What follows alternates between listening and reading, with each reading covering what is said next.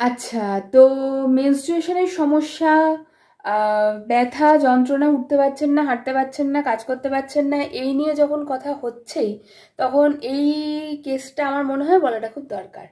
আমি রিপোর্ট দেখিয়ে দেবো, যদিও রিপোর্ট দেখে আমার মনে হয় না এইভাবে আমি মানে বোঝানো বা বোঝা সম্ভব বলে।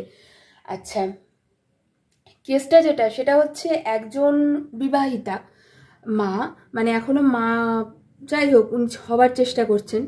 তো সেই রকম একজন মানুষ, আগের দিন আমি কি বলেছিলাম, যারা কলেজে পড়ছো, যারা টিনেজ, তাদের এই সমস্যার কথা। এবার আমি বলবো বিয়ের পরের সমস্যা। আচ্ছা, তাদের মেনস্ট্রুয়েশনের সময় যন্ত্রণা করে, ব্যথা করে, প্রচুর ফ্লো হচ্ছে, প্রেগনেন্সি আসছে না, সমস্যা হচ্ছে। হুম, এই যে রিপোর্ট আমি দেখালাম, দেখছো তোমরা, এই রিপোর্টের যিনি পেশেন্ট তারও কিন্তু এই কেসই ছিল। ব্যাপারটা কি বলতো, আগের দিন একদিন বলেছিলাম মুলেরিয়ান অ্যাজেনেসিস, সেখানে ভ্যাজাইনোপ্লাস্টি করতে হবে, সেখানে রিকনস্ট্রাকটিভ সার্জারি করতে হবে। এই ক্ষেত্রে কিন্তু সেটা নয়।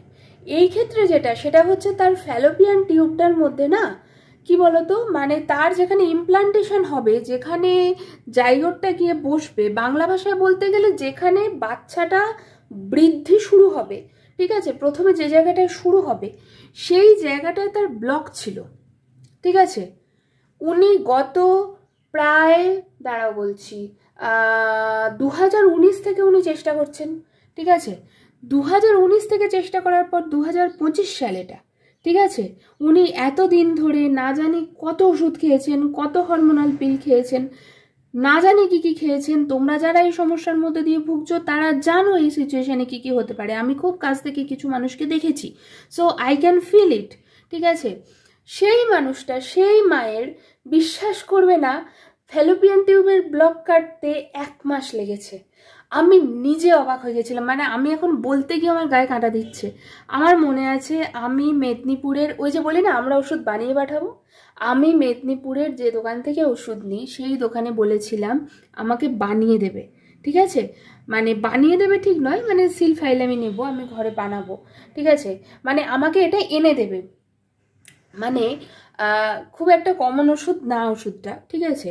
আর ওনার ওষুধ যেত, মানে ওনার ওষুধ যেত জার্মানি ওষুধ যেত একটা, আর একটা ওই আমাদের বানানো ওষুধ যেত। ঠিক আছে, আমি বলেছিলাম আমায় এনে দেবে, মানে বললেই তো তোমাকে তক্ষুনি তক্ষুনি ওই জিনিস, মানে ওই রকম দোকান তোমরা জানো না, পুরো জেলার মধ্যে ওই একজনই ওই লেভেলের দোকান আছে। ঠিক আছে, সেইখানেও কিন্তু ওষুধ পাওয়া যায়নি। ঠিক আছে, আমি বলেছিলাম আমায় এনে দেবে। ঠিক আছে, তো এনে দিয়েছিলেন ওনারা। তো যথেষ্ট এক্সপেন্সিভ ছিল ব্যাপারটা, আমার নিজেরও মনে হয়েছিল বাবা এত দাম, হ্যাঁ ঠিক আছে স্বাভাবিক, হ্যাঁ। কিন্তু না, ওই ব্লক কাটতে 1 মাস লেগেছিল। আমি নিজে এত অবাক হয়ে গেছিলাম যে ভাই আমি তো নিজে বানিয়েছি তোমরা তো দেখো, মানে আমি ভাবছি ভাই এইরকম হয়। আমি মানে আমার মানে একটা অদ্ভুত ফিলিং হয়েছিল। ঠিক আছে, সেই কনফিডেন্স থেকেই তোমাদের বলতে পারি এইসব সমস্যা কিন্তু আমাদের হোমিওপ্যাথিক কনস্টিটিউশনাল মেডিসিন খুব ভালো কাজ করে।